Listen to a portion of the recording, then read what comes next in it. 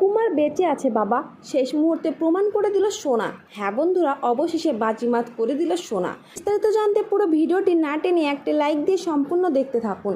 কুন্তলা সকলের সামনে দীপাকে মিথ্যে প্রমাণ করার জন্য নাটক করে কান্না করতে থাকে। এমনকি তার বাবা যে কুমার সেটা অস্বীকার করে। তবে দীপা চিৎকার করে সূর্যকে একটা কথাই বোঝানোর চেষ্টা করে যে ওই গুরুদেবী হলো কুমার, কুন্তলার বাবা। এই বলে দীপা সবার সামনে জোর করে কুমারের মুখটা দেখায়, কিন্তু হঠাৎ করে দীপা চমকে ওঠে, কারণ উনি কুমার নয়, অন্য কাউকে কুমারের মতোই সাজিয়ে সেখান থেকে পালিয়ে যায় কুমার। কারণ কুন্তলা আবারও সবার চোখে ধুলো দিয়ে পাল্টা চাল চালে। আর এইদিকে দীপা কারোর সামনে কোনো কিছুই প্রমাণ করতে পারে না। তবে দীপার সঙ্গে সেখানে জয় আসলেও ধোয়ার কারণে কুমারের মুখটা স্পষ্ট করে দেখতে পায় না। ঠিক সেই মুহূর্তেই সেখানে রুদ্রমূর্তি রূপে হাজির হয়ে যায় সোনা। আর সোনা কুন্তলাকে ভয় না পেয়েই সকলের সামনে প্রমাণ করে দেয় যে কুমার বেঁচে আছে আর এই বাড়িতেই আছে।